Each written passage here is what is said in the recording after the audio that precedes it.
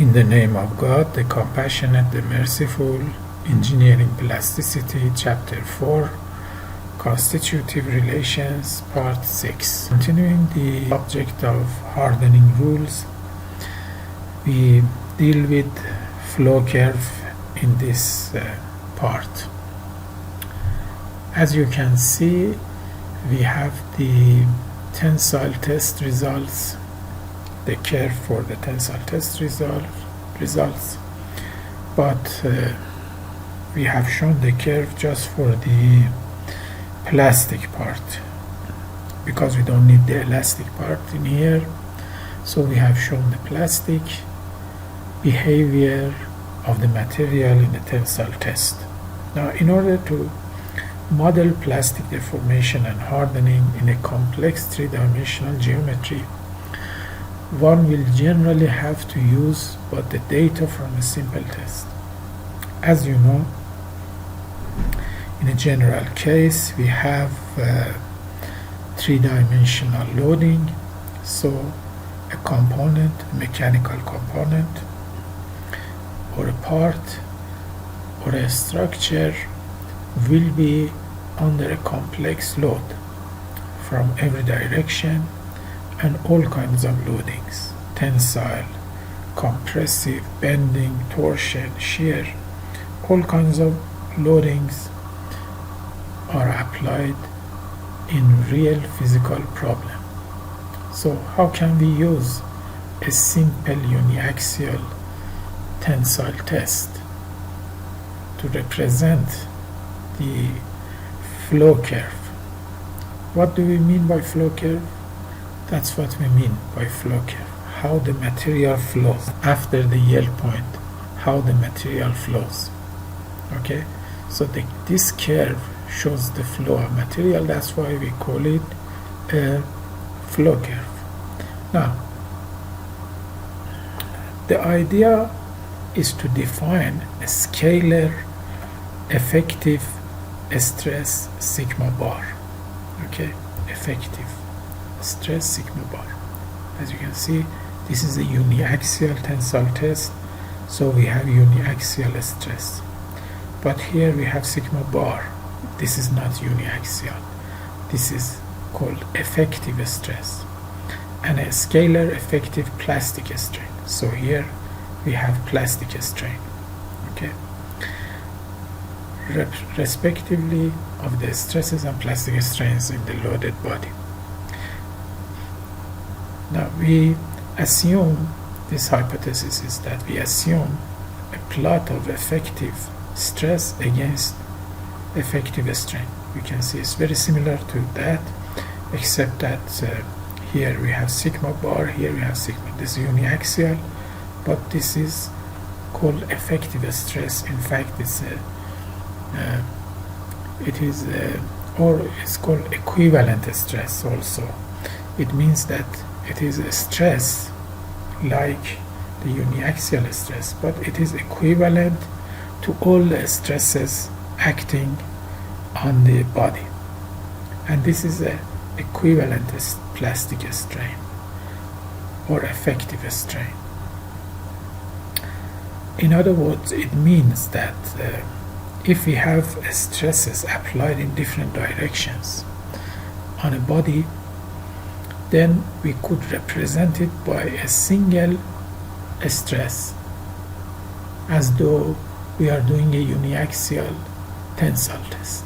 Okay, so this is representative stress, effective stress, or sometimes called average stress. Okay, this is also the counterpart of the stress, which is a strain. So we say that the hypothesis is then introduced. A plot of effective stress against effective plastic strains follows the same universal plastic stress strain curve. See, it's exactly the same as that, except that here we have sigma bar and epsilon plastic bar. Here we have epsilon plastic and sigma. That's for uniaxial, that's for multi-axial. So that is the flow curve for the multi-axial case. Now the question is, how should one define the effective stress and effective plastic strain? Okay, so we understand what effective stress is or effective plastic strain is. It's a value representing the effect of all the stresses acting on the body. That's sigma bar or effective stress. So, and that's the strain, the plastic strain, which is caused by this effective stress, or caused by all the stresses acting on the body. We have different strains in different directions.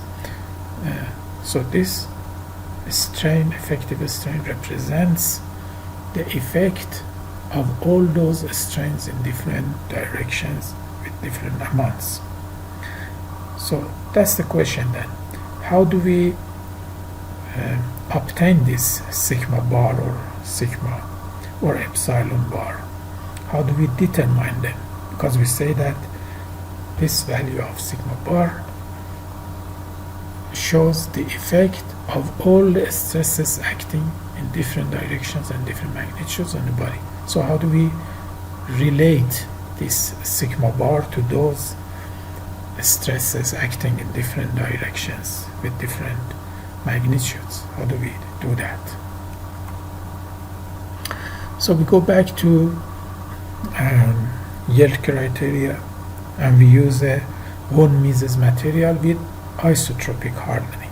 Okay, so consider a von Mises material. Here it is appropriate to define the effective stress to be, so as you can see, we have defined a function for the effective stress. Function of what? Sigma ij.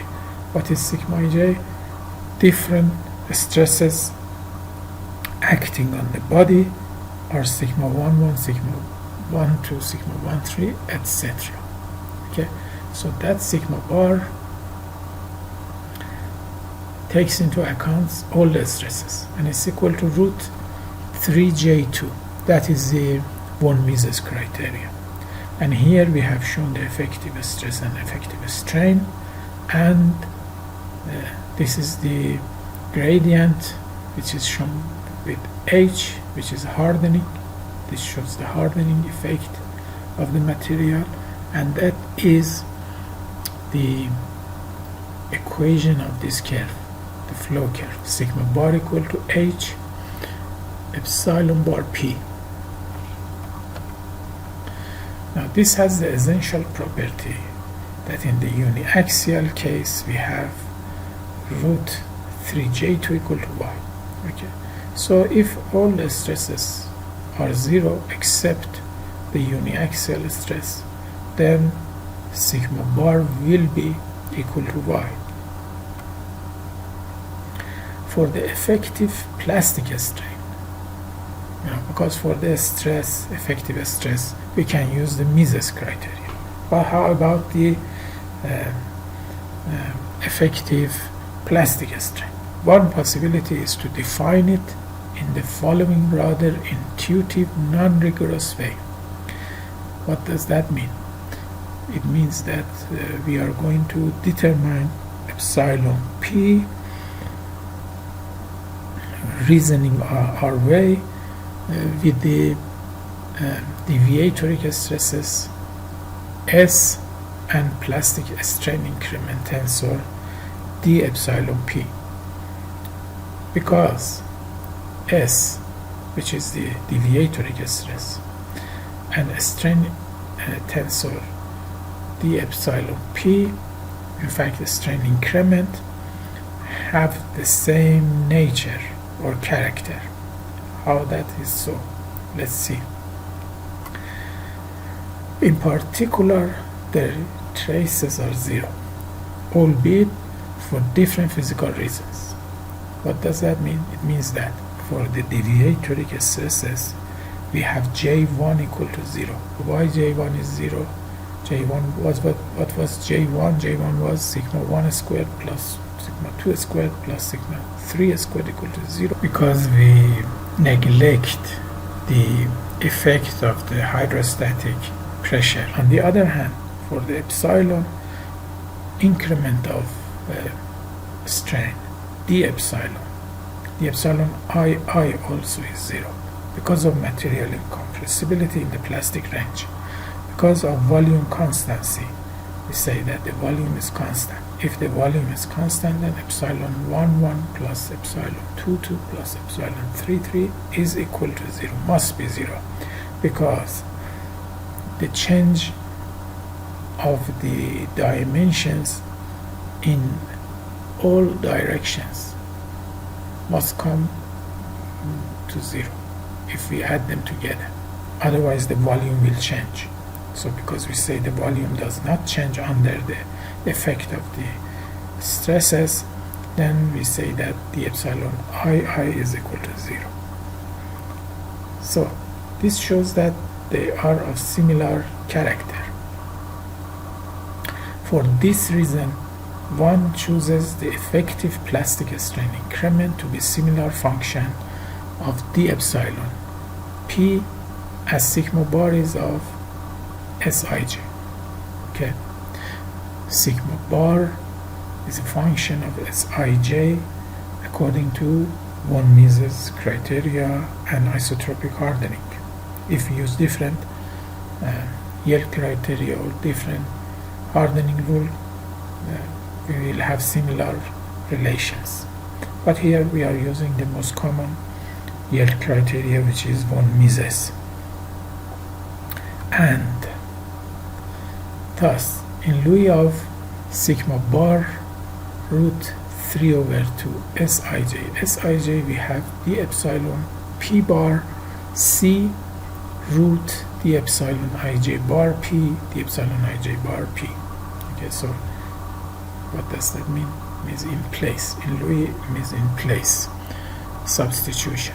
So we see sigma bar is equal to that, and we say that they are the same nature, so d epsilon P must be d epsilon IJP, d epsilon IJP, because sigma bar we said is according to Mises criteria is equal to that, so d epsilon P bar, the effective strain increment, also is some function of this, because they are not exactly the same, obviously.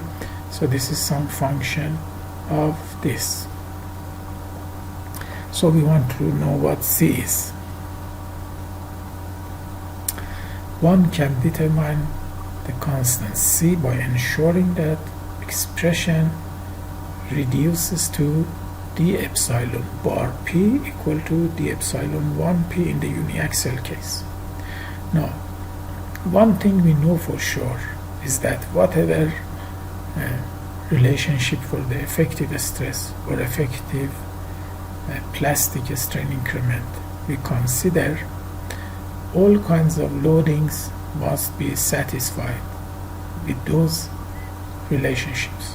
One of the simplest one is the uniaxial case, and in the uniaxial case d epsilon bar P must be equal to d epsilon 1P, because we have only stresses in direction 1.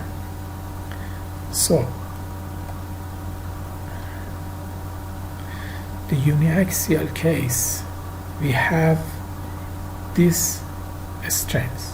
Unlike the stress, which we have stress only in one direction, one direction. We don't have any stresses in 2 or 3 or in any other directions. We only have in one directions the stress. So, but the strains, we have strains in all directions. But again, due to volume constancy, if we take d epsilon 1P equal to d epsilon 1P, then d epsilon 2P and 3P must be equal and equal to minus half of d epsilon 1P. Why is that? Because d epsilon 1 plus d epsilon 2P plus d epsilon 3P are equal to 0. Sum of these plastic strain increments is equal to 0. So if we put for d epsilon 1 equal to d epsilon 1 p, and we know that in the uniaxial test the lateral strains are equal, so we know that the epsilon 2 and 3 are equal. So if we put in that volume constancy equation the epsilon 1 p equal to the epsilon 1 p, and put the epsilon 2 p equal to the epsilon 3 p, then we get this relation. Okay, this relation. So using this relation we will get C. Okay, we determine C because we know all the values for the epsilon 1, 2, and 3, and we don't have any d epsilon shear strains, so we can get C, and C is equal to root 2 over 3.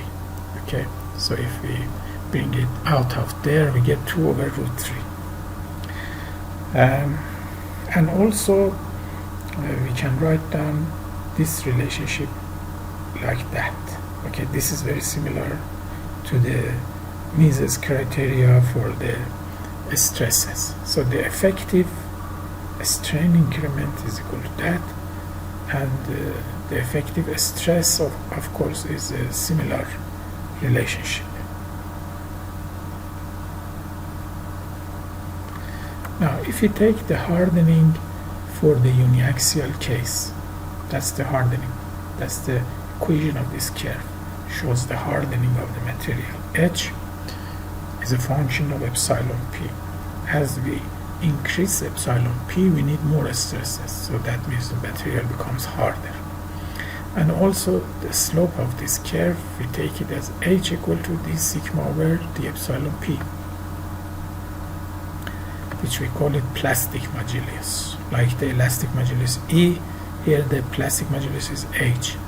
Similarly for sigma bar and epsilon bar p, we have these functions. Sigma bar is a function of sigma bar p, and h is d sigma bar over d epsilon bar p. The effective plastic modulus is given by this. Okay, so here again you can see that the slope is very similar and the flow curve is very similar, but obviously the values are very different. This is just for the uniaxial case, this is for multi-axial. The value of sigma bar here with there is completely different, and also the values of epsilon bar. So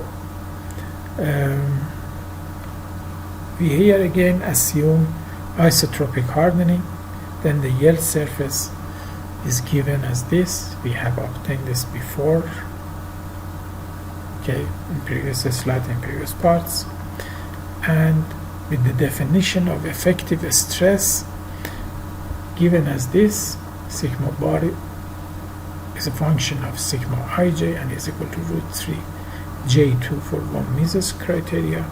Then we have f sigma ijk is equal to sigma bar. Instead of that, here we put sigma bar minus y minus k is equal to 0, and differentiating with respect to the effective plastic strain, we have h is equal to partial differentiation of sigma bar to partial of epsilon bar p, and is equal to partial differentiation of k to partial of plastic strain. Okay, so here we can obtain k. Remember before I said in previous slides, I said that we could determine k.